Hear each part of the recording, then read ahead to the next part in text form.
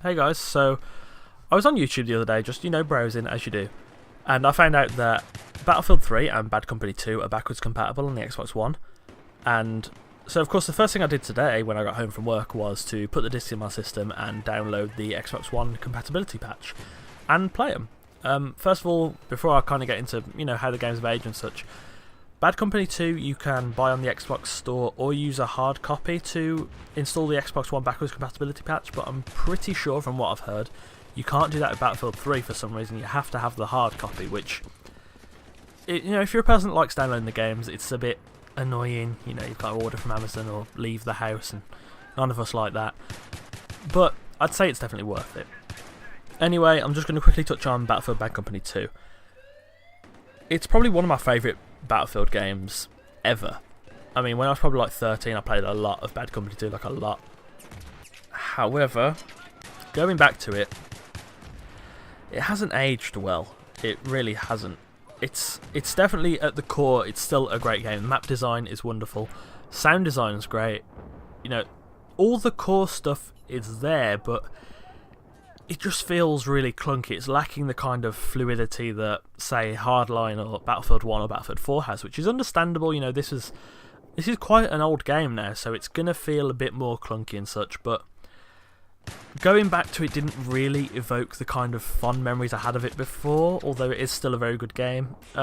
If you have played it before and you enjoyed it before, put the disc into your Xbox One, download the patch, it doesn't take long, and you'll probably still enjoy it. I mean, I still definitely had fun at it, but if you're like someone who picked up, say, Battlefield 4 as their first Battlefield title, I wouldn't necessarily recommend going back to this. It's a difficult one to adapt to, definitely. The controls are slightly different, and especially if you're used to like the controls of Call of Duty Battlefield, some of the buttons are just going to feel a bit weird. Like, why do you press this button to get into a vehicle when usually it's this button? But, yeah, good game if you've played it before. Do play it again if you've played it before, but if you're a new player to the Battlefield franchise, I'd say probably avoid it. But, if you're up for trying new things and whatnot, then, go ahead and buy it. It really won't be that expensive anywhere. It's a really old game now, and it is one of the best Battlefield games out there. It hasn't aged well, it's a bit clunky. Battlefield 3, however, has, I'd say, stood the test of time quite well. It really doesn't have the polishing kind of quality of life features and such that, say, Battlefield 4 and Battlefield Hardline had. But, it's still definitely a good game. You can't say it's not. It always had some glaring issues, definitely. And those issues were never really rectified. Like, there's a spotting bug, and this one might not really irk as many people as it does for me. I don't know, it really bothers me because I used to spot compulsively. I don't do it as much anymore. But, like, say you look at a plane or a helicopter, you press spot, sometimes it just won't spot them. Even if they're in, like, spot range. Like, why? But, I mean, discrepancies aside, it is still definitely a very good game. The sound design's still good. The maps are decent, not as good as Battlefield Bad Company 2, I'd say. Battlefield 3 is where they kind of just started making maps to apply to all game modes rather than making 6 maps for Rush and 6 maps for Conquest. And that's, I'd say that's where the Battlefield maps kind of started getting a little bit shitter, maybe? Definitely tailoring maps to game modes is a good practice, but the maps are really good in Battlefield 3 in general. I played a lot of Battlefield 3 when I was younger.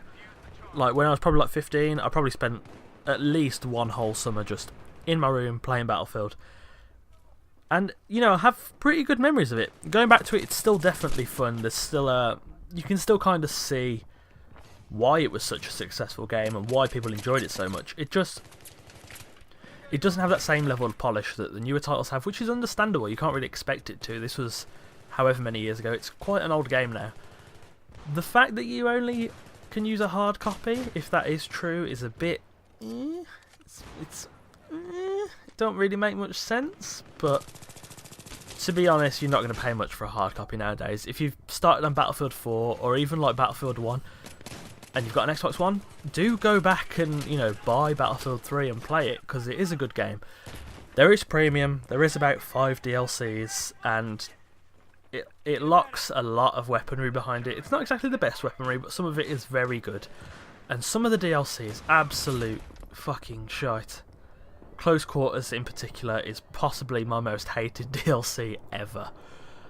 But you don't need the DLC. The thing with Battlefield titles, and it happens a lot with Call of Duty titles as well and similar titles, is that when they release DLC, everyone's like, oh, new maps, and they play the new maps and they're like, oh, this is great. But when the life cycle of that game is kind of coming to an end or it's over, people always go back to the base maps. Probably as the player base dwindles, you know, the people that are left probably are new adopters, or they don't like the DLC but they like the main game. Or, well, generally the base maps are just the best maps, and that's the case for a lot of Battlefield titles, but especially Battlefield 3. There's a lot of really good base maps, but not that many good DLC maps, which is unfortunate. However, if you haven't played it, do go and pick it up. It really won't cost you any more than, I'd say, £20 maybe. That's a stretch, but it's worth it. You know, if you're going to play it and you're going to have fun in it, why not? 20 quid's not a lot to spend. So just to summarise a little bit, Battlefield Bad Company 2, still great, bit clunky. Don't really pick it up if you're like a new player to the Battlefield franchise. Battlefield 3, it's aged a bit better. It's still got some really wonky elements to it, and it's still a bit, I don't know, glitchy, and you still get the bush Wookiees that sit right on the top of the tallest mountain, and they spend the whole game there, and they just snipe, which, you know, is fine. You're entitled to do that, but if the whole team's doing it, you probably shouldn't do it. Anyway, yeah, Battlefield 3, good purchase. Bad Company 2, good purchase if you played it before. If you're a new adopter, I'd say maybe avoid it. Anyway, thank you for watching. If you have enjoyed this video, do go ahead and give it a like, and maybe even subscribe. I upload regularly, and I stream every Sunday, so if you want to see some top quality shitposts, do go ahead and hit the subscribe button. Again, thank you very much for watching, and I shall see you soon.